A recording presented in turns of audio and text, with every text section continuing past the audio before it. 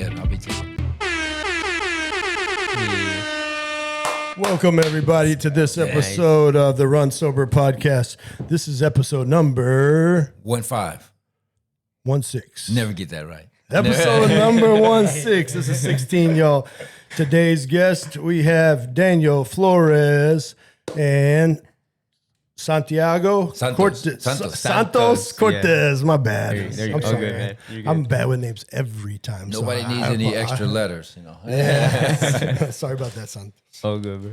Yeah. Okay, and so we are next to me. Hold on. Next to me is Eric J. Henderson. And I am Brandon K. Veltman. Let's get it, folks. All right. So we are a local Dallas-Fort Worth production. We do not only discuss running and sobriety, but all walks of life. For every one of us has a unique story. Amen. The journey begins and ends with you. So today, I'm going to talk about Si Se Puede. This is a group are y'all based out of Oak Cliff? Or South Dallas, Texas. Mm-hmm. Okay. And I'm going to talk to Daniel about the Moab movie.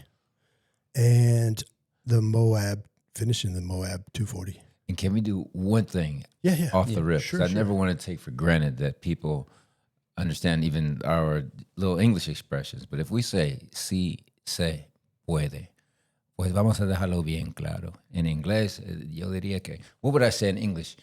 Yes, you can, or you can do it, or we can do it. Give me the best, like, si se puede. What would I say best in English?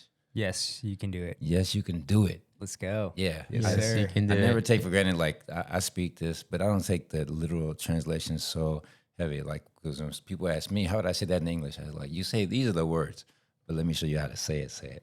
Yeah. Yes, you can do it. Yes, you can do it. Yeah. Very nice. You hear that? People don't always put the it on there, but I like the yes, it. You can do it. That's awesome. Cool. So I'll leave that. No. That's perfect. Hey, so Daniel, give me a little bit about where you grew up. A little history about that, you know, and what got you to this driving point of wanting to do these long distance events? For sure. Well, first of all, thank you so much for the invite. Thank you guys. You know, this is great. I've seen some of the episodes, and you guys are doing great, right? Like being able to connect with people, share stories, and the fact that you're taking the time to do that, like, know that we really appreciate that. So shout out to y'all, Brandon, Amen. Eric. Thank you. Yeah, just to provide some context. So I'm Daniel Flores, was born in Mexico City, moved to the U.S. when I was 10 years old. Okay. Moved to the U.S. with my mom and my brother. And we pretty much started from scratch. Yeah. And I would say, like, that's the foundation of how I got to, like, Moab 240. Just, like, ultra running in the sense of, like, pushing at a young age.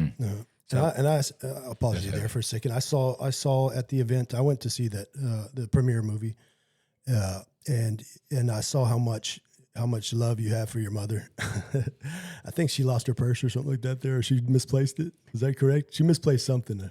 Is that correct? I believe so. Yeah, and, she found it like right away. Yeah, and then I saw the love that you had for your brother as well. So. Are you in touch with your father, or is that a touchy subject, or?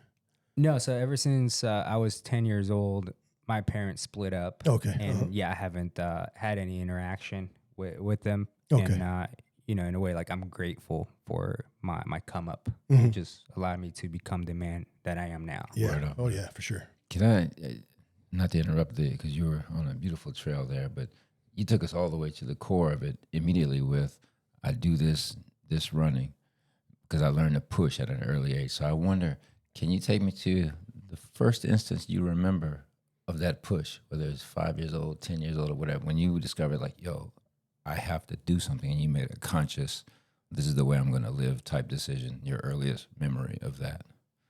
I was 10 years old. Wow. And looking outside the window, and, like, we didn't have any furniture. We had just moved to this apartment, and I remember vividly. It's like, this is the reality now, and you just have to, like, go out there and make it happen. You gotta ball out. Yeah, that's awesome, man. Very nice. Looking out the window at 10 years old, you look at the furniture, and then, I mean, you got metaphysical with it quick. Like, okay, yeah. Santos, are you from the Dallas area? So yeah, so little I guess background for myself. Yeah. Appreciate you guys for the invite. Yeah. But yeah, Santos Cortez. I'm from Guatemala. Okay, nice. Migrated to the U.S. with my parents and brother as well when I was 7 to New York. Oh, okay. Primarily Brooklyn. That was where I grew up the past 20 years of my life. Dude, we were there the same time. I just moved back here after 23 years Yeah. in New York City. Brooklyn too? Marcy, Bed-Stuy. There you go. Hey. Dang, that's freaking That's why you got that. Pop Smoke, you know. You got that Yankee cap on. You know, you already know. Hey, don't wash off. Wow. But yeah, pretty much moved last year to Dallas, Texas. So I just made a year actually in May. Nice. And I've been enjoying my time here in Dallas, and it's been really cool. Yeah. Oh, fantastic, man. And how'd y'all meet up? This was back when we were both ambassadors for BPN supplements. Oh, nice. yeah.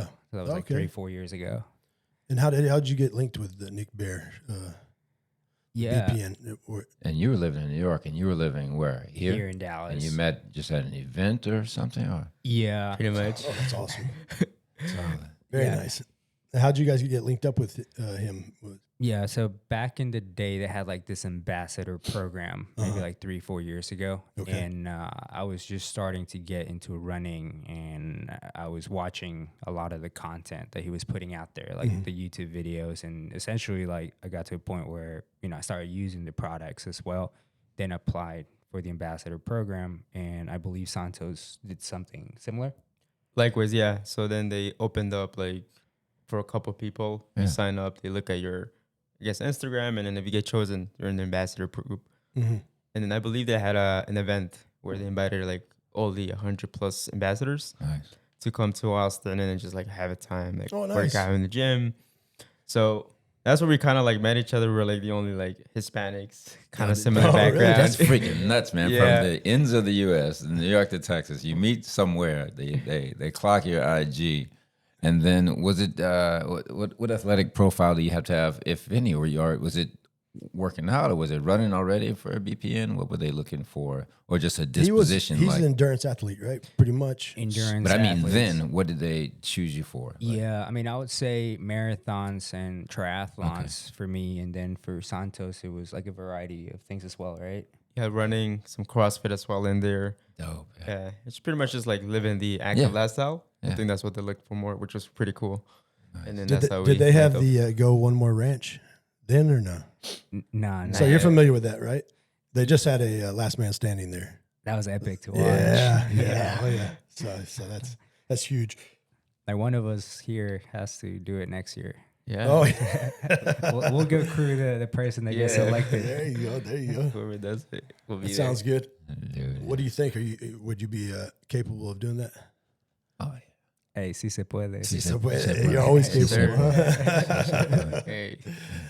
You can't just put on a shirt. Yeah, Like, yeah. I had to live it. Exactly. I had to live it. That's nice. So when I graduated recently with my associate's degree after 30 years. Hey, man. So it took me 30 years to get the associate's degree at Dallas County Community College, or it's Dallas College now, I guess.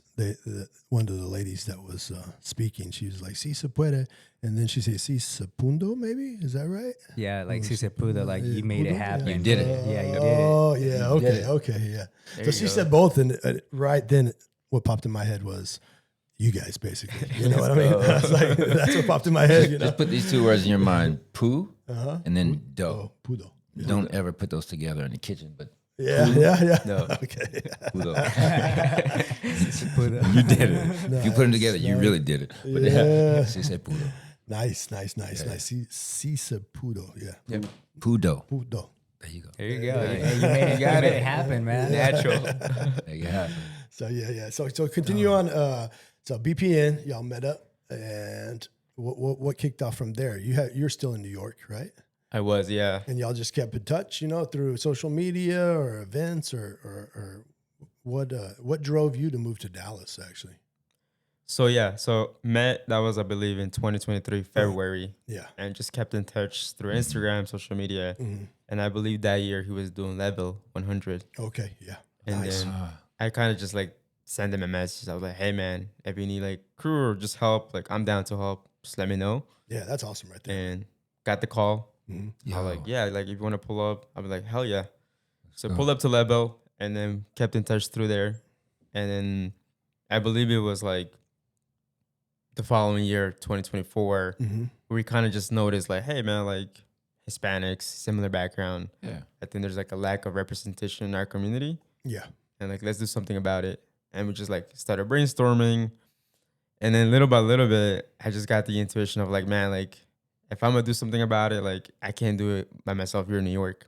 I think Texas is the place to be at. And Oh yeah. Dang. Yeah. I was wondering, how So do you you make came down here that for- jump? You came here to get active with this thing. in the Si Se Puede, yeah, This is a great environment for it. pretty much. And I was like, man, like let's do it. I was like, just picked up my bags one day, Yeah. pulled up to his Man. apartment, knocked on the wood. I was like, hey man, I'm here. Now you gotta That's keep awesome, working. man. Somebody, yo, I love that Non-stop, pressure, man. man. Like you can't be like, oh, I'm not gonna run this stuff anymore. What?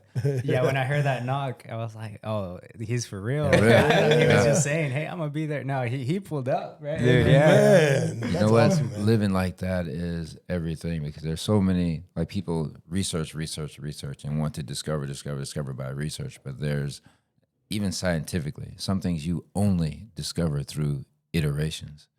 You learn more about your running from being out there. Yeah, I do the reading by looking, whatever. Yeah. But when you listen to a body over thousands of miles, you learn a lot. And you're like, oh, okay, I see what it is.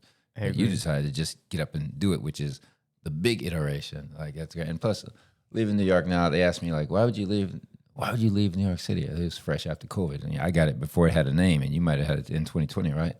And I was like, well, here's a better question for you about moving to Texas. Why would I move to the world's 8th largest economy, with the most diversified economy of any economy that big, fastest job growth? I like, yeah, the movement is here. And plus, I like New York still. Like, it's always going to be the world's stage. But I kind of like, it's like a muffin top strategy. Yeah. I go back on the regular, right? Cut the top off that muffin, leave my guys. Love y'all, man, but I'm going to leave y'all with that bread. I'm eating the Exactly. top of the muffin. I live better now in New York than Yeah. ever. When I lived there, I'd go stay at a hotel for a few days, come back. Exactly. Same thing, yeah. Went there like a couple months back to visit the family, Yeah. but like not to stay, just more like visit, Yeah. come Now back. you know how to use it in just a Exactly. few days. 3 days would be a lot, Yeah, you know. I agree. That's awesome. Hey, let's. So I see the Leadville hat you got on there.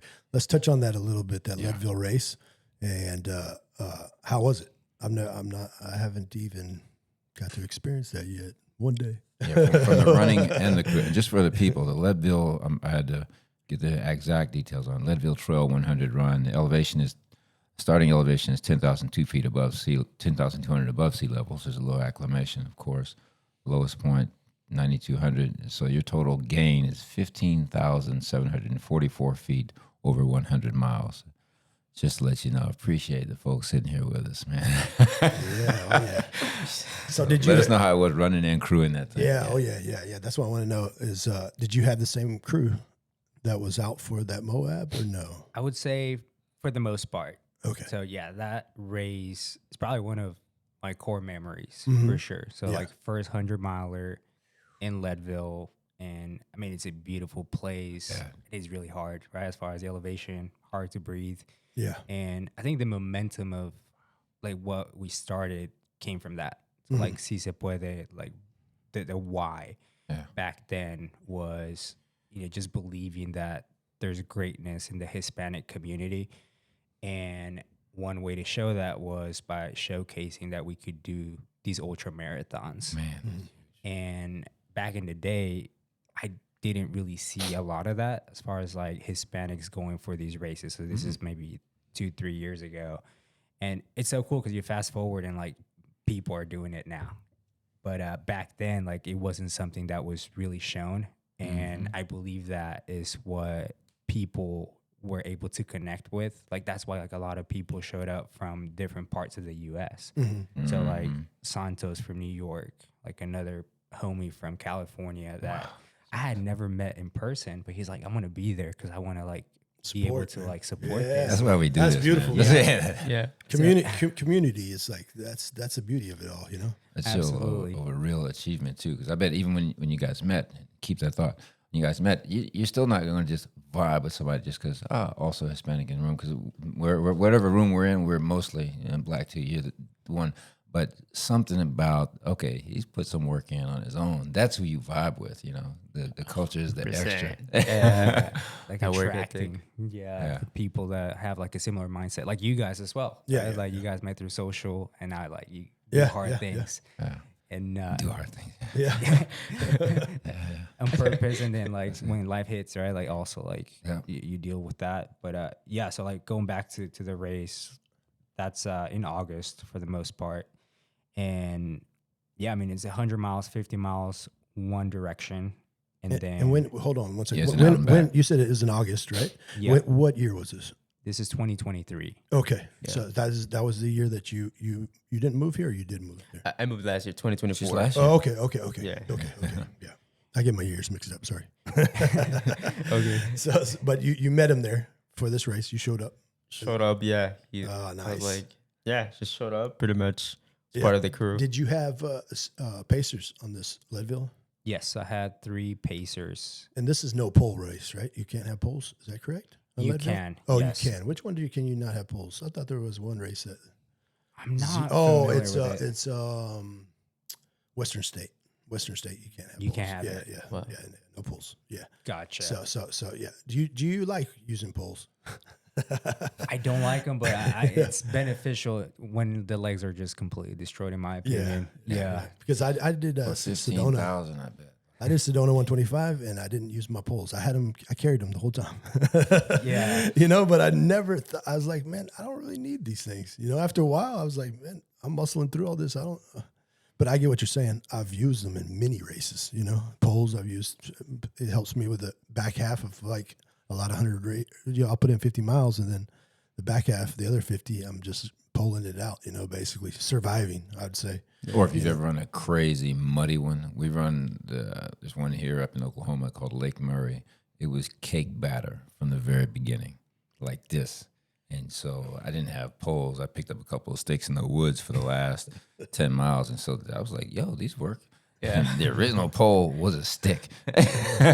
So, yeah. But, yeah, so you're Very nice. Leadville. How take us from, like, beginning, middle, end, where your mind was. Yeah, I mean, I would say the first 40 miles, they're very runnable. Like you can be like moving, running, and like you have different checkpoints Not like Western State. every like 25 miles. Like that's kind of like the estimated like mileage. But then yeah, you get to mile 40, and then that's when you're about to summit Hope Pass, which is this big mountain.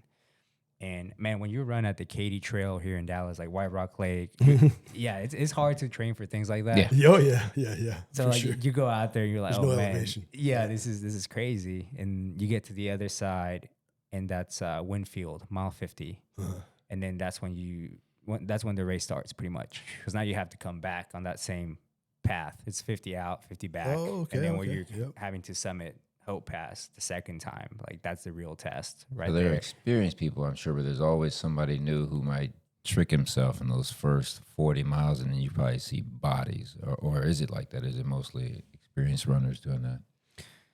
Yeah, I mean, I would say it's Like even experienced, you can trick yourself and then go out too fast and be like, oh. yeah, no, a lot of it has That to do cave like, is dark, boy.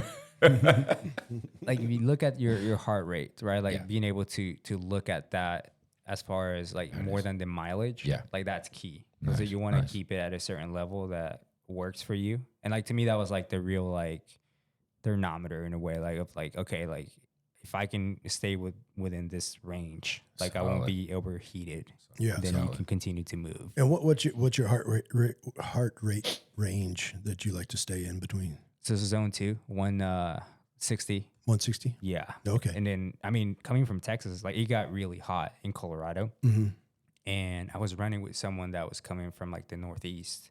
We were doing the same pace, and he was like at 190.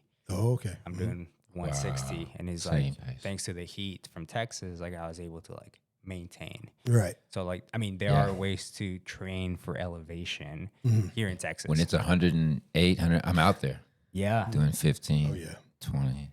You only have like 2 weeks where it gets like that. But that heat training, it's a lot of similar adaptations. And if you know how not to let the exhaustion sneak up on you, but that you plan that. You don't. So what's Absolutely. redlining for you then? Like 160, you say it's a zone 2. What would be considered redlining? Like usually when I hit 180s or so on my watch, I'm redlining. Is what I call it. You know. So what would it be for you? I'll say something similar. Around About 180. Yeah. Yeah, that's Okay. when I know I need to like cool off a little bit. Yeah. That's Yeah, where, dial it back that's a where I little was bit. today. Max 180. 180. Yeah, I was feeling good. It was just Yeah. 4 miles. But Yeah, sometimes you can push it though, you know? It's like, man, if you feel good pushing it, keep going, I think.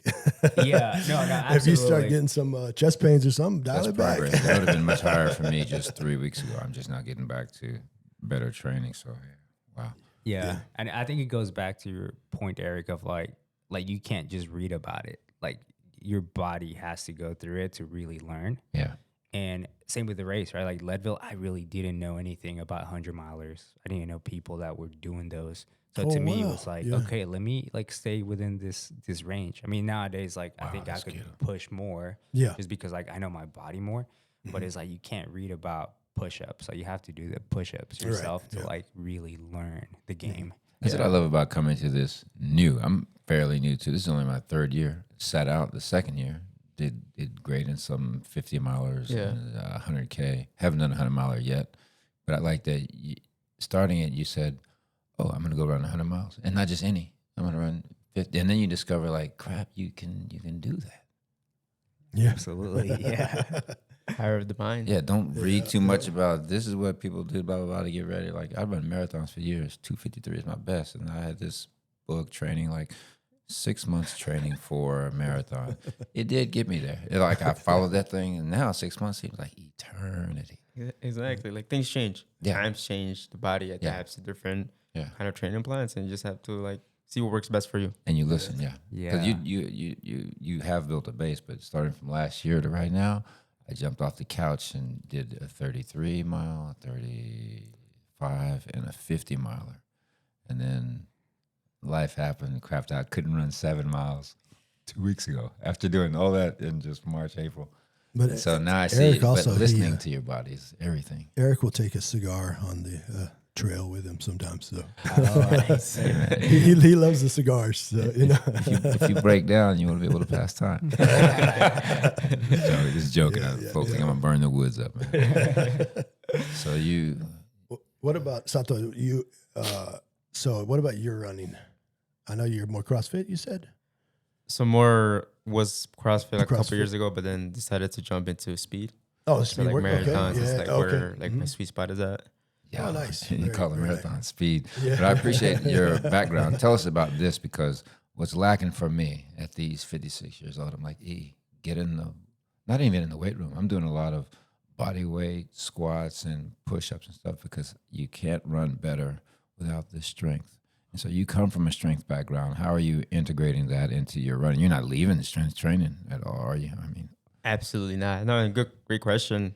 I think for me, it's just see what works best for me and what has worked in the past. So the way I do it is I typically like when I'm in marathon prep is running is the primary focus. And then I go straight into weight training right afterwards. So it's like run, lift, and it's worked. Nice. and that for folks that don't know, that's ideal. When you finished running it, then going to lift, Yeah. you maximize that. The stimulus, Yeah. you make sure that you get the best out of it. I mean, I know there's different training methodologies. Yeah. I think it's just like what has worked for me and has made me a stronger runner. And not only a stronger runner, but stronger in the weight room as well. Haven't lost my strength, which is great. So yeah. Have y'all done any high rocks training or anything like that? You know what those are? High rocks, the competition. I have. I mean, yeah. it seems like that's like the biggest thing now. You know, like everybody's like, now I'm a high rocks trainer or whatever, you know, or a high rocks athlete. They'll say, you know, and I'm like, okay, My first time hearing it was when they did it 2 weeks ago. yeah. So we put together some kind of like makeshift high rocks where we're pushing the sled. Nice. We didn't have the ski, you know, where you're pulling those cables over and over again, but we had the medicine ball where we're throwing it over and over again. And we even tied a rope to the sled, and we started squatting down and pulling it back. Yeah, ripping it back. So I noticed we were talking about. I'm sorry, that was with somebody else. I was going to say the knees over toes exercise. Are you familiar with those? I know that guy. Knees over toes on Instagram. He's good. Everybody, Yeah. So that helps out a lot too. A lot of these muscles that we don't use, that on an everyday basis, it's always good to get them activated. So Well, that's where the strength came in for me, because the muscles that you don't use directly in running are muscles you still need to avoid overcompensations in different ways. For me, it was the ITB type stuff. So Yeah, no, strength training for sure is key. And we actually just hosted our first event today called Sunday Sessions. oh wow, So nice. Sunday Sessions, pretty much you run 3 miles and then you come into the gym and then do a workout session with weights, and it's conditioning. So this is more of like the Si Se Puede side of like events. And we had a really cool turnout. Like 10 people showed up, put Nice. into work. and y'all can get them into a gym. Yeah. So if you guys want to do it next Sunday, it's going to be every Sunday. Do y'all have a gym? Do, for sure. Your own Si Se Puede gym or no? Not yet. Not Not yet. yet. It's coming. It's That'd be a coming. dope That's the name, plan. though. That's Yo, yeah. no. I see a lot of cuts on social media with you in a gym. So I was always wondering, is that a home gym or is that the gym you work out at or? Yeah. So, I mean, there's an owner for that gym. It's called Svelte Performance. Oh, Shout wow. out to Caitlin. And yeah, Nice. she allowed us to host this event today. And then every Sunday, like just being able to like bring people together, 10, 15 people can sign up. And then we just kind of go through a similar type of training that we do with running. So when we're like doing either like a marathon prep, ultra marathons, like we just follow the same plan, and then people can learn about these sessions and how it works. But yeah, I mean, yeah, I can see that like as far as like a vision, like having a gym at some point, like Yeah. Oh, this is yeah, a yeah, gym would be pretty cool. or at minimum building that advocacy in a giant cohort with something like that. I love that workout, 3 miles in weights, because it sounds like something like crap. I don't want that, but that's what I want. Yeah, good to see you. You guys are more than welcome to come next week. Oh yeah. Come Cool. through. I'm going to be in Tyler State Park, but I do want to come one weekend. Hey, for sure. it's Sunday, 7 a.m. Every Dallas. Sunday. Yeah. Yeah, I go to church up in Shreveport when I can get there, but we'll get it all figured out. And for the folks who are just listening, you pass by maybe anybody in this room and you wouldn't say runner. If I stood up, you might, but then I'm not the fastest. So let's take Daniel, for example. Dude's got a hammer sitting on the table. You wouldn't be thinking even 100 miles. And so tell us how, because you don't even see guys mostly of that profile just in the mix. Just tell us about that. Like what occurred to you? Like, you know what, I'm gonna start doing this running, because there aren't as many big guys who are out. Like, I'm gonna go do this. Yeah, and that's a great point. I personally don't consider myself a runner, and Nice. I would say I'm more of a pusher. Like I push in every area of life, and running has allowed me to do that. Like to continuously push, like hammer through. I like that hammer. Yeah. It's like He's got the hammers on the Yes, table sir. right there. Yeah, keep hammering. Yeah, But yeah, I mean, I think it's really cool that regardless of like the body type or how you look, I believe if you're running 1 mile, like that's amazing. Yeah. Right. Exactly. Like it's the same thing as far as like running 1 mile, 240, as far as like you're putting in some type of effort. Yeah. And Pushing. the thing that it does mentally, and most importantly, like the impact that it can make. I think that's pretty cool. So I would say from like a personal standpoint, yeah, it's cool to push, and like you see the correlation of like, hey, I'm pushing more and I'm feeling better. Right. Like I'm achieving my goals. And from a personal standpoint, you're like, yeah, like that's a win. And as a man, like you stack those wins. Yeah, I call them micro wins. Exactly. So There you you just go. keep stacking those micro Yeah. wins, daily. So I'm about Absolutely. it. Daily wins, Yeah. no matter what you're doing. 100%. Like you wake up, that's a win. You go out there, do a run, that's another win. Make your bed, that's a win. Yes, sir. And this, with the way I imagine you attack marathons and then 100 miles that you've done, this is the first time after a whole life of sport. I spent most of New York hitting every project, every playground by myself, because I'm just from Texas. Texas is we're gonna go find out. We don't talk a whole. You don't want to talk a whole lot down here, because people will say, "Hey, let's address that." But in New York, it's like people talk a lot. So I said, "Let me go see." And so the lifetime of sport, basketball and stuff like that, I thought I was pushing myself, but then I had never experienced it until I got into the trail running and the marathons, the points where you have to come back from the dead. And finally, sport is transferable, because I can remember very clearly where a couple of times where if I had quit, 99% of the people, except for folks in the room, would understand, like, of course, this is broken. Of course, he's got 5 miles to go. His last mile was in 25 minutes. Hey, man, just, live the fight again. Now, there are situations, I'm not talking about being stupid or even letting pride, because it's not about pride. It's when you can push. It's usually when you think you can't. And you got to come back from the dead. And then you discover there's a brand new body. Like, where was that? Yeah. Tell us about how y'all have been through any type of coming back from when you honestly thought, that's it. Yeah. It has to be Moab.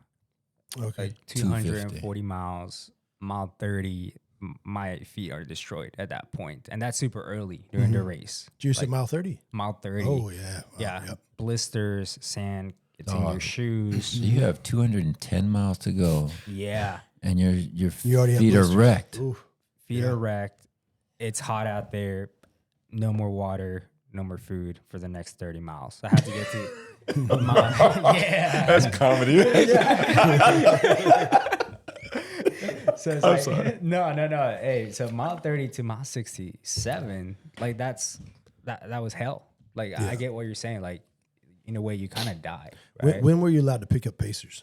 Mile 67. Okay, so you're by yourself. Yeah, and then that's the first night that you spend alone in the desert. And imagine, like, feet are destroyed. All that together. No water, no foods, and you gotta keep moving. And then you start to question yourself. Yeah. It's like, man, am I gonna make it? Like, Right, yeah. is it better just to like quit? Or, like There's no quitting. But at mile 60, They're not doing like if you're asking about quitting at 30 and 60, that's serious. Like, no, absolutely. And like when you sign up for an ultra, like that's gonna happen at some point. Yeah. But not at mile 30. That's what I'm talking about. It's like mile 200, right? Like, yeah, like you prep for that mentally, like it's gonna happen.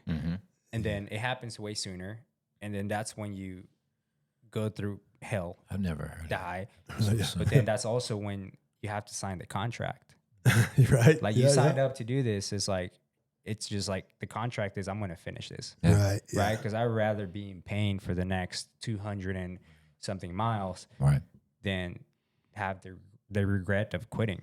It's like, man, I would rather like be in pain for the next 4 days than like be like, man, I just tapped out. Because it doesn't go away. And Yeah. plus, no matter what you happens, you go gotta live home with with that. 30 miles and quitting, no matter what happens, you'd have a hard time Right. facing that. So it's like personally, like, yeah, I'm not gonna let that happen. And then you have the whole crew out there. And it's like, man, like I can't be out of mile 67, man. Yeah, And then you get to mile 67, and the crew's there for the first time as far as like during those 30 something miles. So who picked you up first? Santos. So, hey, And when you saw his feet, you were like, bro, what? you picked up his spirit, Yeah. So that's good, man.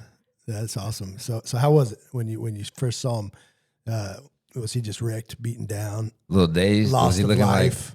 Yeah. I saw one picture where he was in the chair and he was sitting back, and he looked like he was just a ghost of him. It wasn't. And I definitely have never been there before, but I've been in spots like that in races where I'm just like, oh, like out of body experience. Like, it's like my spirit's floating over my body, just saying, "Damn, man, I don't you know how caught we're him gonna with do this." 160 miles to go. So you don't want to give him a downer in your demeanor either. And you see he's wrecked. So for people who crew, like, what are you doing? Just like, Pretty much. So I'm at mile 67. So the thing was that we had a time that we had to see him. So the goal was to see him that day around like 6 a.m., 7 a.m. latest. He didn't come until I believe like 1 p.m. So he was like 5-6 hours way past the time. Right, yeah. So now not only do we have his body, his feet wrecked, but now we were pushing time, right? Like we were getting chased by time. For cutoff time. the No, mindset shifted of like, yeah. You made cutoff after being 5 hours like that. Tell us about that. yeah. So that was pretty much picked him out 67. We knew that he was pretty much like in a bad place. Yeah. But got him there, got him food. I picked him up, and the goal was just, all right, mile 67, and just get him to the next aid station. Yeah. That's how we pretty much had to go. And then we started picking up some time through the next 17 miles, which we got the next aid station. Yeah. And then throughout all that, a lot of things happened because we were going to be 50 miles together alone without seeing the crew. So unfortunately for us, a lot of things happened. Like our batteries died on our phones. Okay, so let me pause for just 1 second. Yeah. Let's talk about Moab. So before you reach Santos, you have to navigate yourself. How well was that trail marked? Like, was the markings good enough where you could be sleepwalking almost and you're going to be in a good place? Or was it so tricky that, you really had to, did you have navigation on your watch? Or two sources of navigation or nothing? I didn't know. Or were you guys supposed to? I don't know. Yeah, that's definitely very recommended. Okay. And I probably should have done that. And like navigation is not my strength. I think I'm more of like, let's just keep going. Yeah. But, and no, definitely, like it would have been helpful. Right. It wasn't like a perfect trail, but I was able to like find my way. Yeah. Okay. And I think like later down the race, like it gets more difficult as you get more tired, right? Like you're sleepy, and then it's harder to like really navigate. That's why like having the pacers is super important. Right. You can rely on them for that part. But yeah, the first 67, I would say like I was able to like get to mile 67. And then you ran the next 50 with him, yeah. No phones, just following the trail. Like, so it died after I picked him up mile 67, then the next 17 miles. Then after that, we got into the night, and we had to obviously have the flashlights. Things died so quick. So the batteries were dying too. You have handheld flashlights, or did you have? So I was using like my phone flashlight for like some of the night. Right. And then we you turn on, turn off when you can see enough. Like, pretty much. Yeah, I've done battery. that. I've done that. Yeah. I'm like, okay, I can see turn it off and turn it back on. Yeah. You start hearing stuff in the woods too, boy. Like, yeah. Yeah, it was, got him to there. And then, I mean, my goal was just trying to keep up the spirits, like let him know that, hey, we're almost there. Like, hey, keep it up. Like, just follow my lead, follow my, be on my shoulder. Yeah. There you go. And yeah, that was like the goal of the pacer, you pull just to get him to that point. And to go back to that time, right, how we dealt with time was we pretty much didn't, just because it was hard just knowing that we had time against us. So don't think about it, just go. Yeah. And then once we had to get to mile 114, we had to climb this big ass mountain called Shea Mountain. Yeah. And it was just a never ending loop. Like, think about it, just the curves going on and on. Yeah, man. And we were like the last two people out there. And then you pretty much start seeing, on cutoff, what were you playing with time wise? 30 minutes. 30 minutes. 30 minutes? You made up a chunk of So time. how fast were you moving him then at that? Did you already pace it in your head? Like, I need to move him this fast, this many minutes, a mile, or? I was trying, so the goal was to like keep him at a certain pace, but it was just so hard because it was just, we were going up elevation, the hills it was pretty much like walking up, and we were trying to make as much time but we couldn't. And then we just saw like the people picking up I guess those little cars that were picking up the last people. Yeah. We were the last ones. And it was just about like, I was telling them like, hey, remember, we're a quarter mile away. We're not getting in that car. I remember when you saw the car, like, no. Oh no, that's not for us. It's like the sweepers. That's what. Sweepers. Yeah, I swept the course before. Lonely, scary work. Yeah. But wow. Playing with 30 minutes, but got into my 114. And I guess to go back to your question about like, have I seen that or like that moment? Yeah. I saw it with them there, like, because those 50 miles really beat me up. And I'm like, man, like, this is hard. Yeah. And then to know that he wasn't going to rest, maybe like 5 minutes just to get his feet changed, new shoes, socks. And then to go back out there was like, man, that for me was like a life-changing thing to see, like, damn. So I appreciate that because it didn't happen even in your own race. I mean, you have to, in your way, come back from the dead for yourself and for him, for Daniel. And so Santos, like, you when you're like, shoot, man, Yeah. I only hesitate because you never, I don't care how long you run, you never underestimate that moment because it's not guaranteed that you just come through. It is in your will, Yeah. but you have to respect every time you get there. It's not good, you know. Mm-hmm. 100%. So before that, what was the furthest that you ran? So I did a 50-miler like a year prior. Okay. So that was like a year ago. a year ago. Yeah. Nice. So you're putting another one out then. But, Huh? yeah. And for people that don't know, like 50 miles hurts. It does. You know what I mean? In the desert too. Yeah. 50K hurts for your first time. You know, all these hurt. Marathon hurt first time. Half marathon hurt first time I ever did it. Yeah. You know, all of it hurts, and it's just a buildup. So if you only put in 150 miler before that, and you're in the desert, and you're against the clock. I mean, that's amazing, man. That you're. Yeah. So then you had to catch a rhythm afterwards. Like you're coming out of that space, and now you're just in like, okay, I'm in the fight now. So tell us about that rhythm that took you all the way to the end. And I know there's still a lot of up and down and pain there, but still it's different from being in that darkest place. You know? Yeah, I mean, mile 67, get there, you see your crew, you see family, you see your homies, and I mean that changes the game right there. Yeah. It's like, okay, these are my people. It does. And then Santos was the first pacer, like he just talked about. And I mean, we've spent a lot of like time running, lifting, building, si se puede. So like the fact that he was there for this is like, man, we were going to battle together. Yeah, like this is why we do that. Yeah. Yeah, nice. And it's like that's awesome. The representation of what we stand for, like continuing to push, like go for it. So it was really cool. Like, yeah, a lot of things didn't work out during that period. Like the lighting, the navigation was very difficult.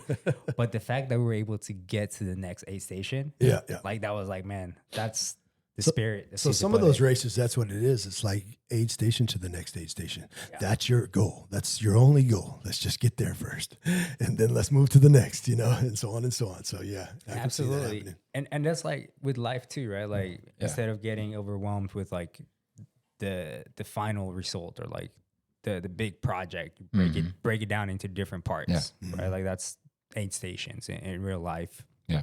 So we get to mile 114, that's Shea Mountain, 30 minutes left, and it starts to get cold because we're about to like go up a mountain. So you go from the desert and getting colder into the forests, and you can see that transition of the weather, right? It's like pretty harsh right there.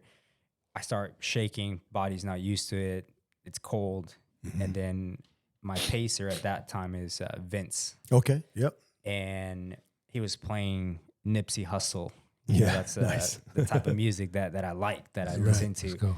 And that was game changing right there, because he is someone that I was running with a lot during that period of time. Yeah. So it was like a good connection, and he knew as far as like what pushed me, what motivated me, and like that song, right? Just like being able to like, oh, I recognize that song. Like that's motivation right there.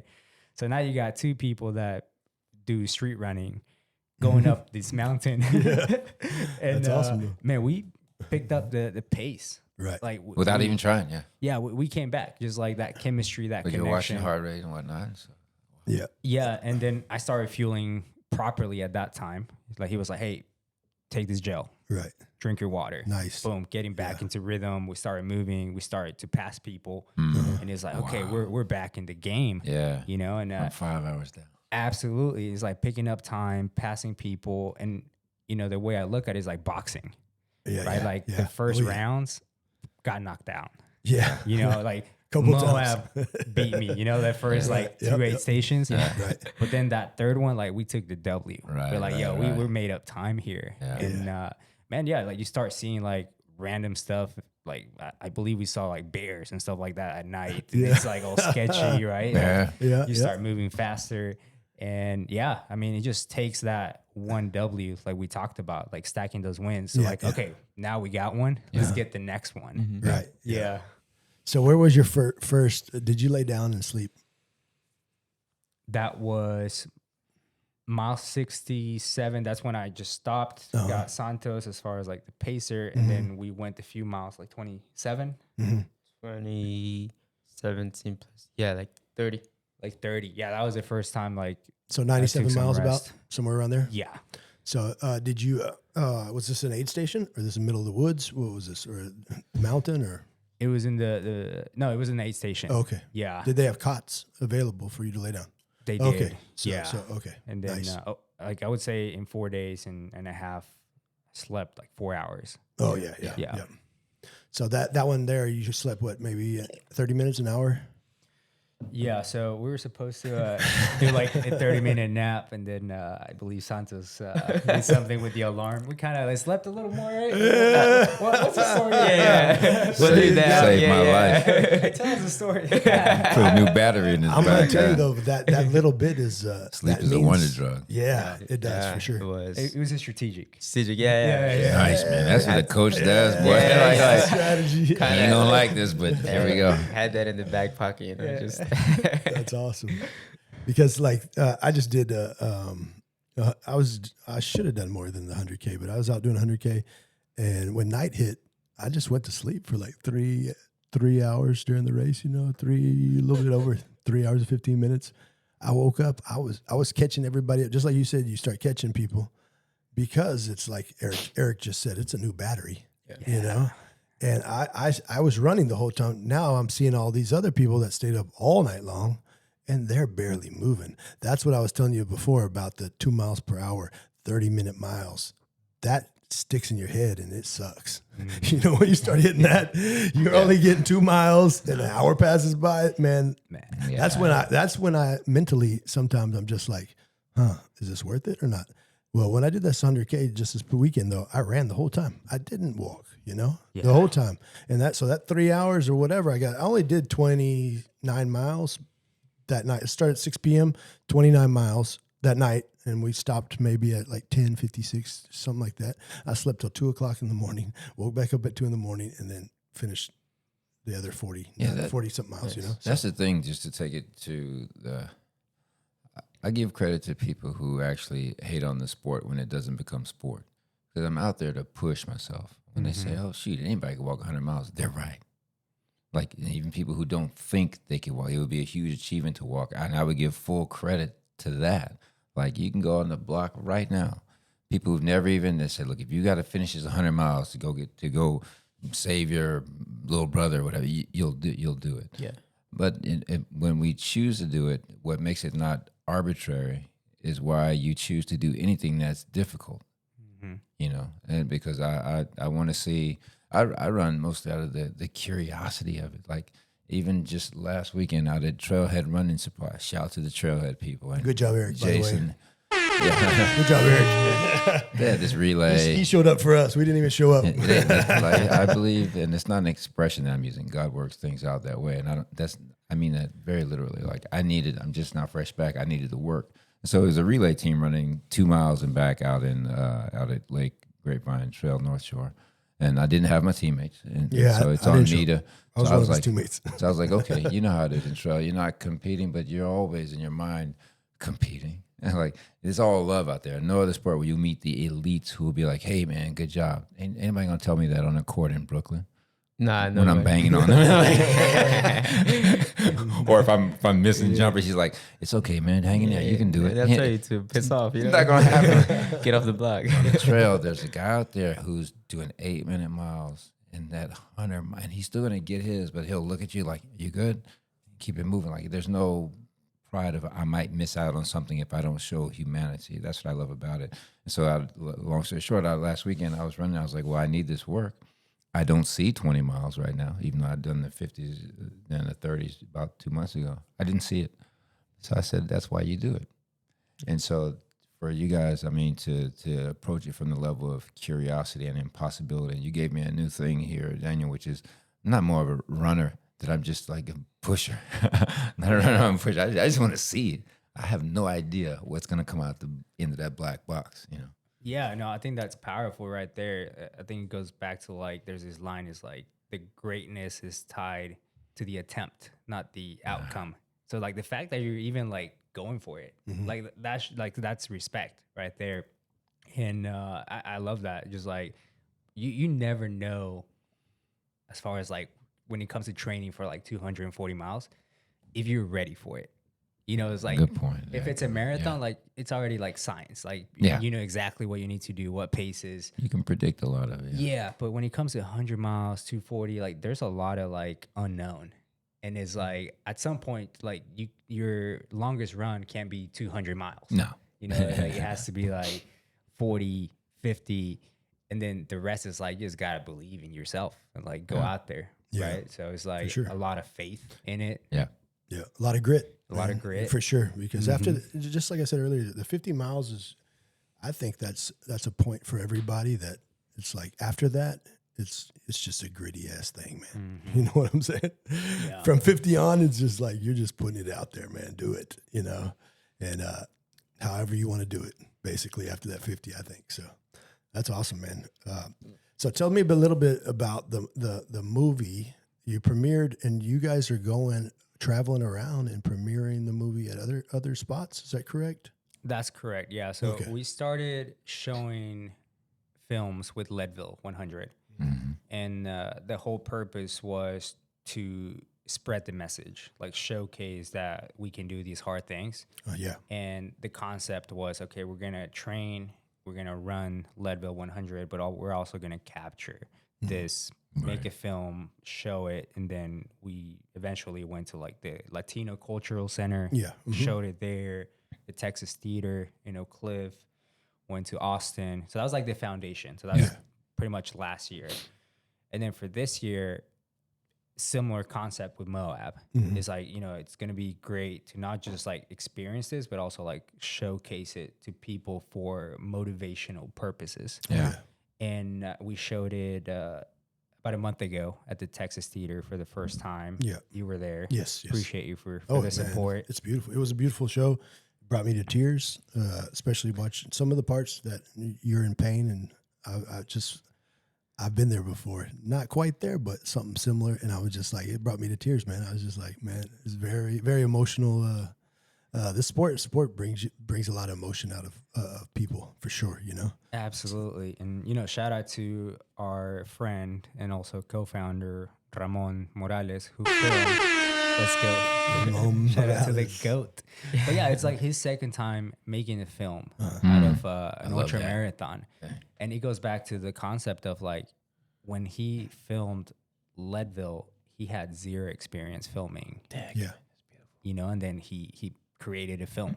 Right. And then this is the second one. And like you can see the improvement, Yeah. the progress. You learn through iterations. Right. So it's like it's bigger than running as far as the movement. It's like for anybody out there that wants to pursue something, that is wanting to go for something that seems impossible. Like it's possible if you put in the work, if you have the consistency to make it happen, the right people. So it's like just being able to like apply the same concept of ultra. So in a way, it's not really about running. Like for some people that are into running, like that's great. Yeah. But it's like, man, this is beyond that. Like, you know, let's use that and apply it to ourselves. Like, hopefully can you gave me a huge that. thing there. Both of you have, Santos and Daniel, which is consistency. I speak that, but you're talking about consistency to the effort. We don't know the outcome. So there's somebody listening right now who might say, man, I want to be a filmmaker. Well, look at the word filmmaker, one who makes films. Go make films. But the first time, if you're out there at Leadville and stuff ain't working out, there's no option of like, crap, it didn't work.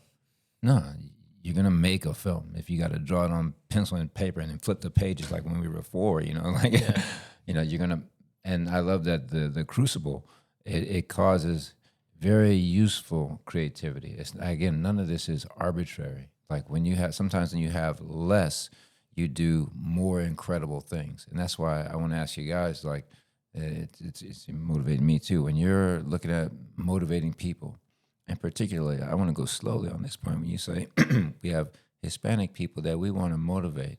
And so you're showing, blam, a totally different world. I don't see many black folks out there either, but it ain't about that story. It's about this one. I want to say how you're inviting them out to just commit to an effort. In anything, but commit to a hard thing. Yeah. It's like you commit to something that is difficult because it's going to transform you. Like the process, that journey is going to change you as a man, as a woman. And yeah, you're going to get to the goal. Like that's the goal, why you like set this goal. but during the process, like the person that you become, like that's really where you grow, right? Like that's who you become. So yeah, I mean that's one of the biggest things why we're doing this. That's why I've been wanting forever to get my folks out in the woods with nephews, nieces, because I know if they just get out there one time in that dirt and feel like quitting after 500 meters, and we say, no, let's just keep doing it. And they're going to look up in 5 miles and be gone. And then they're going to be like, oh, I did that. Yeah. Well, when we were growing up, running was a punishment, you know? No matter what sport you played, it was always, you got to go run laps or whatever, you know? You're being punished. You're late to work. Or I'm not late to work. I'm sorry, late to practice. Right. Go run laps. It's always been a punishment, you know? And now, the older we are now, we actually enjoy this thing that we call running, you know? Yeah. And we're trying to push it now instead of it beating us up, you know? So now the punishment is not running, you know, like you can't run. It's like, oh man, what did I do? You know, dude, I was driving on the campus of A&M. I'm down in Texas A&M. I'm down there 3 days a week, and you know it's bad when you see people running and you get jealous. I'm like, man, I should be out there. Yeah, I could probably run faster. They're having the Division I West regional track meet. They had it for the past 4 days. Crazy stuff, man. And people are getting faster and faster, man. Huh? Yeah. Oof, man, and that's the push for me personally, coming from road running. I didn't see what I was doing, but I got in the woods and I was like, I just finished it out there. Then it hit me like, that's not pushing it for me. I said, just because you're in the woods doesn't mean you should not run fast. Mm-hmm. And then I see people out there doing monster crazy things. And so I'm 100% agreeing with it's you versus you. Like I don't have any, like, well, I got to go beat this standard or that. But the beautiful thing is they give you a real standard. They put you in reality. Yeah. When you see a guy out there just running 50 miles doing 9 minutes 30, I'm like, okay, that might not be me, but you should be able to keep him in sight in some ways. You didn't come out here to walk. You came out here to push. Absolutely. Yeah, I feel like when you go to a race to crew, like I went last year to pace my friend in Leadville, and then you are crewing and then see the people that are like the top ones, and then they're moving. This is Leadville, and they're just like flying, and you're like, oh my god, like this is so cool. Like it was like the Super Bowl of like their record was broken. Right? You're looking at world class athletes. I didn't know that until I got. It's almost like they break the record every year. Absolutely. Whoever wins is breaking that record. And you're right next to them and talking like. Yeah, you're right there, and a lot of these people, that's not their full-time job. Yeah, like one of them is like a teacher, right? And like, and then he's like able to like get first place or like the first places, and it's like, man, that's inspiring. You know, witnessing greatness. Yeah, allows you to like get inspired and like fuel up from that. I think that's what helps with the vibe of it, because I remember back when I'll bring it back to this. UFC started, all right? And people forget when the Gracie brothers were fighting, there were no weight classes. Mm-hmm. He's in there 6 feet tall, 175 pounds against 6'3", 250. I was like, yo, he's going to die. I saw him come back from the dead. But the thing is, when they would interview those very early UFC guys, they're like, of course, people are going to start with stereotypes. What does he do? Well, he just walks around beating people's asses. No. He says, I teach third grade. Yeah, I sell insurance. Yeah. I think there's a line amongst the elite folk in that sport, because you don't get really paid even in top track and field. I worked with, top athletes in Jamaica, Safa Powell. Now you hit that level, you can make a living. But most people, I mean, you're running crazy times in track and you don't get paid. So you do these sports because there's something inside you, even at the elite level. Like you say, they have jobs. Oh yeah, yep. Mm-hmm. But it's a good motivation for me. I'm realistic. I'm not going to be on that. But I say, okay, in my lane, who else in this 50 to 55? I'm like, I need to drop all them and get down to these 40s. Yeah. Touch a couple of 30s. Yeah. And then we all have a beer afterwards. It's great. That's awesome, man. So back to that Moab video. What's the next city y'all are about to hit? We're going to San Antonio July 5th, and then we're going to be showing it there and we're working to show it in McAllen as well. Okay. McAllen, In Texas. McAllen, Yeah. Texas. Cool. I just got back from there a couple weeks ago. And then it'd be great, like Santos being able to connect with someone in New York. Oh, yeah. Yep. Going to Brooklyn. What do Yeah, you think? the East Coast. Yeah, Swing that'd out be there good. as well. Even though on the West Coast would be good too if y'all had Yeah, let's somebody think there. together on that. I may have a couple of folks too. Yeah. Let's go. There you go. Let's do it. Brooklyn cool. boys. Yeah, for sure. Yeah. So the you got anything up and coming? Oh, I wanted to ask you another thing. You said triathlons, right? Yes. So Triathlons. have you been? When was the last triathlon you've done? And do you still train in those? No, so the last one was 2023, and I did an Ironman 70.3. Oh, nice. Essentially, Yep, it was like the half Ironman. Yeah. And man, it was a great experience. I realized that swimming is not something that I truly enjoy. You're right. The I don't bike, either. So yeah. I don't like that either. So I was always looking forward to the run. I think that was like when I found out that I wanted to do ultra marathons. Yeah, So it was like between marathons and ultra marathons. So you do a marathon and you're like, okay, what do I want to do next? And then I started doing triathlons. Yeah. And then I realized, oh man, like I don't like swimming. I don't like the bike. Let's go to the run. Hey, that's my path right there, man. Hey, let's go. I still do triathlons though. I'm only doing one a year, and I go to Monterrey, Mexico. And Okay. do the 70.3 out there. Yeah. So I Let's did go. this past year, and I'm going to do it again next year. I did a full Ironman before. I'm like you, man. Swimming sucks. I finished it, but the swimming was horrible. 2.2 miles of swimming was just too much for me. 1 point whatever, 1.7 whatever the swim is ridiculous. 1.3 is that it? 1.3 or something like that for the half Ironman. I don't remember. It's been Yeah, a while. I've been wanting to forget. But, But yeah, just a mile of swimming. How about that? We'll just say a mile of swimming. That's ridiculous. You reminded me of this when you said you were born in Mexico City, right? yes, sir. And so when I'm growing up, a few years way before you, the distance runners were from Mexico. Yeah. That they had it on lock before them. Then after them, the Brits had it. At one time, the Japanese had it. They're like, Japanese are the marathoners. Australians had it. The Kenyans dominate now, and Ethiopians, but that's very new over the whole history of the marathon. Yeah. People think, oh, they're born to run. Like, no. There was a time when U.S. runners, they said, what's the Kenyan secret? And so a few of them went there. The secret was 20 miles in the morning, 10 in the afternoon. Next day, 20 miles, 10 easy. They were doing 100-plus mile weeks way before we even thought of it. So the secret is not some super African gene. The secret is the commitment, the consistency. Yeah. That was the secret. And so I think American running, we just sort of punked out over the past few years, although I'd love to see, like we haven't had anybody since Ryan Hall at that 204 in Boston. That dude's a beast.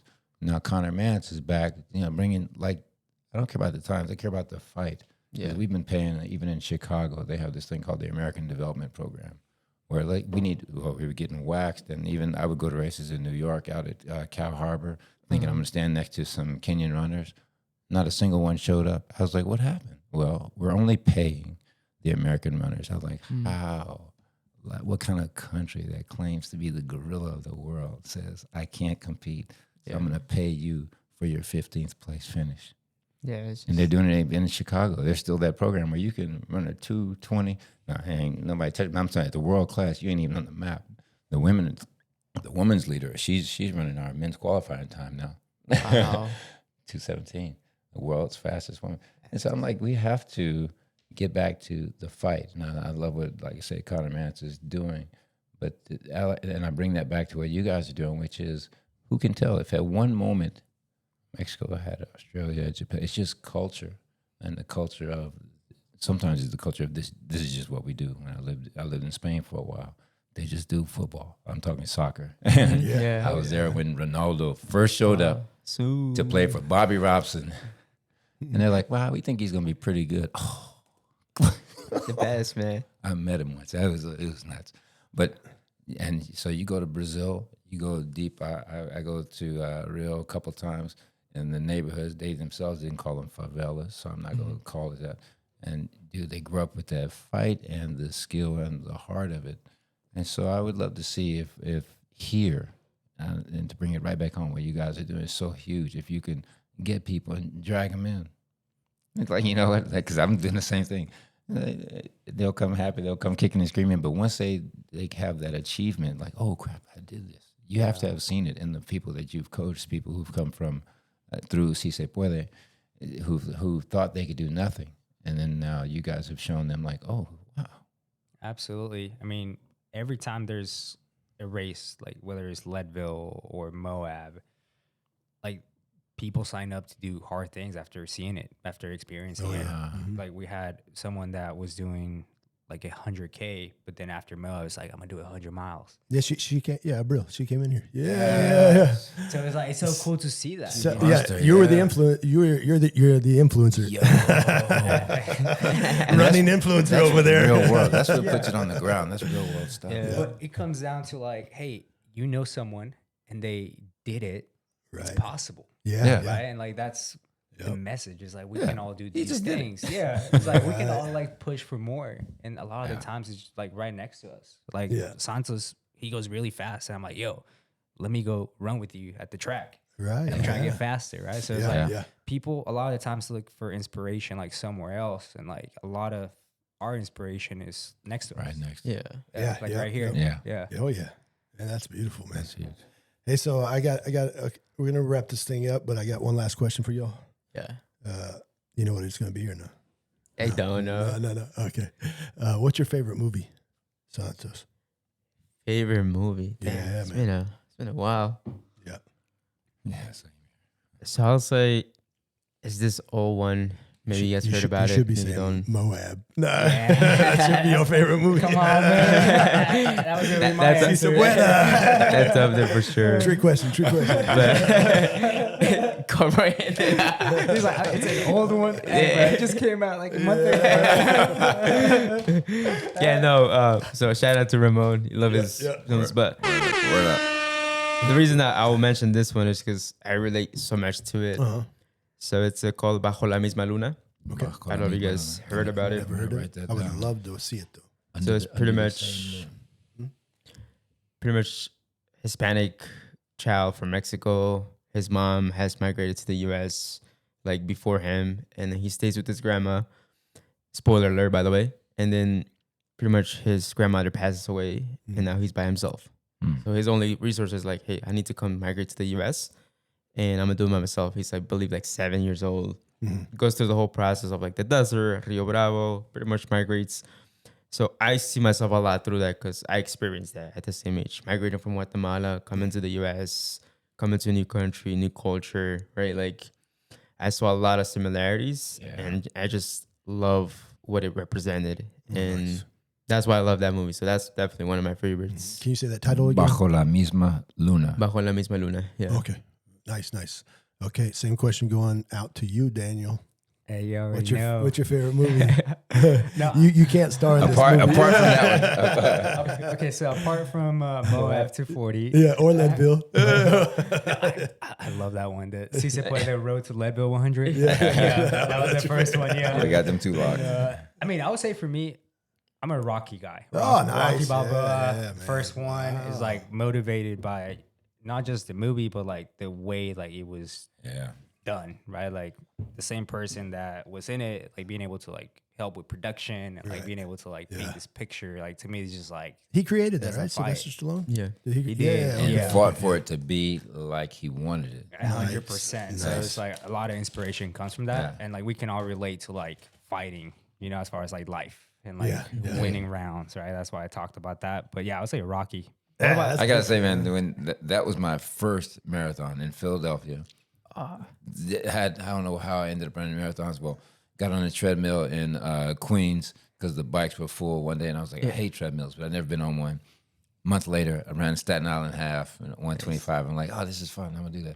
Then 2 months later, for GE at the time, it was 3:15. I was like, but we're in Philly, and you get to run up the steps, dog. It's nothing like that. Oh, yeah. It's a funny story.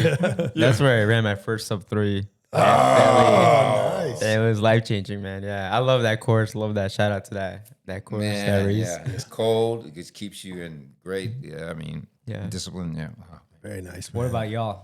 What's your favorite movie? Yeah. Mine's The Lost Boys. Have you seen that?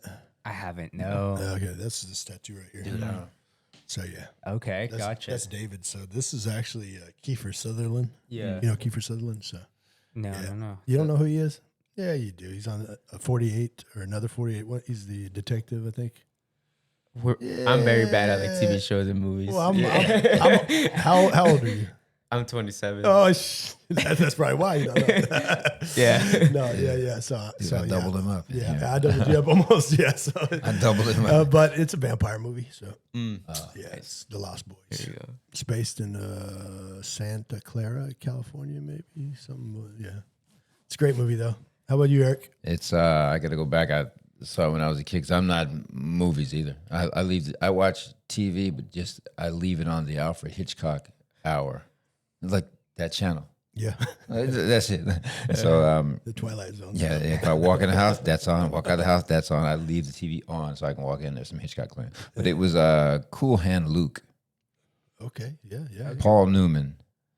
Just because there's a different type of it hit me later. There's a different type of desperate commitment to just like, oh, make this happen. You guys maybe not make that connection in the loop, but that is what appeals me about it. Like, he's in prison for knocking the heads off parking meters, you know, just living a whatever destitute. Like, man, what am I doing? And so I'm gonna go out and drink. And he's just like, bam, knocking. Why would you knock the head off a parking meter? Why does anybody do that? Yeah. Like, just because it's just there. Destruction. It's just there. Yeah, and menace. you've been there before. And so the cops get him. He's in jail, and then it goes from there. His story of being in prison on a chain gang. Cool Hand Luke. Yeah, nice. So, do you guys have anything you want to plug? Of course you do. Si se puede. How do we find you guys in the next showing of the film Whole Nine? Like, Yeah, I mean, I would say the biggest thing we're working on right now is a hydration drink. Oh, nice. Coming out this summer.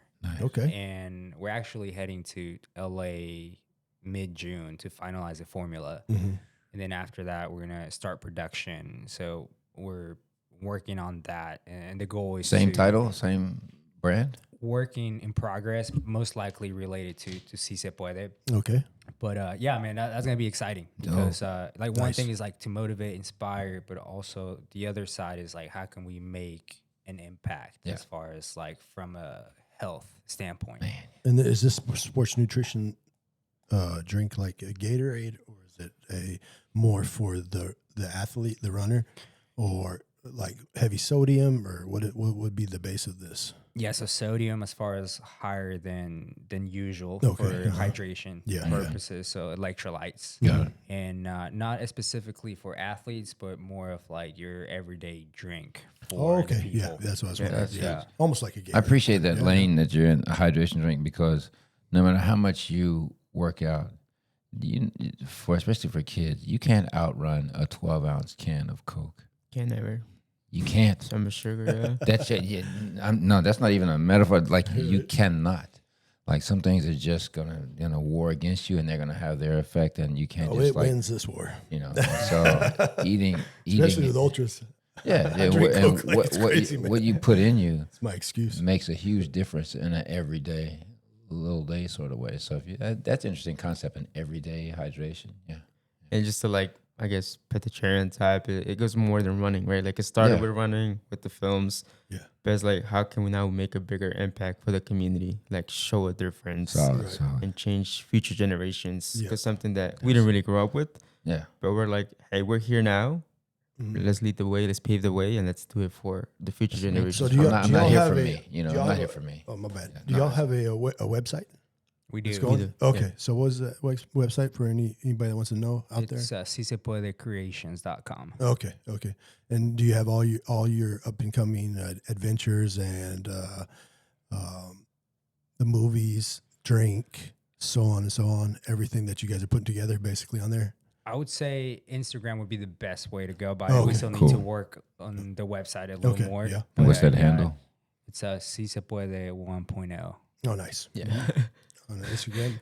And what's your personal Instagrams? Daniel Flores. So Daniel.Flores, 2 S's. So if you want to follow Daniel, there you go. And then mine, Santos _ Uh-huh. 1297. Okay, nice. Yeah. Well, And man, I appreciate all this, man, partly because even with the last thing, the hydration, like I'm not out here for me. I'm definitely out here to discover me. But if you can like make it bigger for somebody else, then like just show a way. Yeah. yeah, for sure. I appreciate you guys coming out, man. Thank you very much for coming, man. Thank you for having us. Y'all are definitely special Very guests cool. in the DFW community. So Appreciate glad you Thank were you able for to the invite. provide time. I'm glad we were able to work this out. Good And stuff, Link man. up. I don't always have people help me move before. Oh, he got y'all in that. That's why I was late, B. Right? He knew. Eric knew. He's like, yo, yeah. He knew the plan. He's like, I'm not gonna show up right there because I'm gonna have to prepare the Yeah, I'm gonna say 15 minutes. I'm 12 couches in. Like, All right, we're out. Great. Awesome. all right. Yo, hey, this was fun. Good Appreciate looking y'all. boy, yeah. Great. Good stuff, man.